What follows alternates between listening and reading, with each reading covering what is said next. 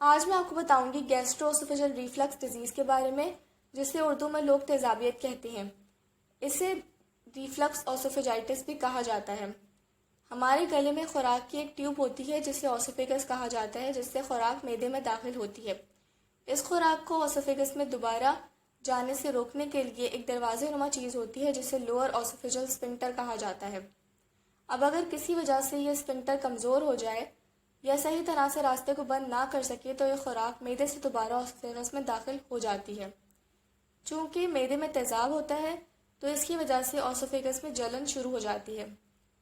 اس بیماری کے ہونے کو خطرے کو بڑھانے کے لیے ہائٹل ہرنیا، جس میں معدے سے ایک ہرنیا نکلتا ہے، معدے کا دیر سے خالی ہونا، معدے میں موجود قوت مدافعت کا کمزور ہونا، تھائرائیڈ ہارمون کی کمی، حمل، شراب اور تمباکو نوشی شامل ہے۔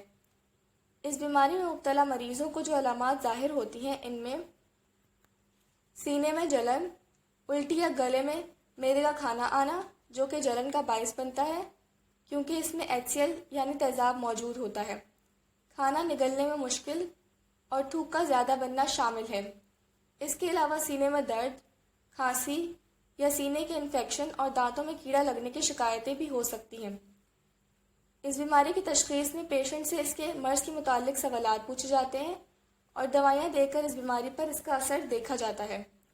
اس کے علاوہ منہ کے ذریعے کیمرہ ڈال کر بھی ایک ٹیسٹ کیا جاتا ہے جسے اپر GI انڈوسکوپی کہا جاتا ہے، اور pH کو بھی ایک آلے کی مدد سے پیمائش کی جاتی ہے جس سے تیزابیت کا پتہ لگتا ہے۔ اس بیماری کے علاج میں روزمرہ کے معمولات میں تبدیلی جیسے وزن کم کرنا، بستر کو سر والی جانب سے اوپر کر دینا اور رات کو زیادہ کھانا کھانے سے پرہیز کرنا شامل ہے۔ اس کے علاوہ دوائیاں بھی دی جاتی ہیں جو کہ عام طور پر تیزابیت کو کم کرتی ہیں۔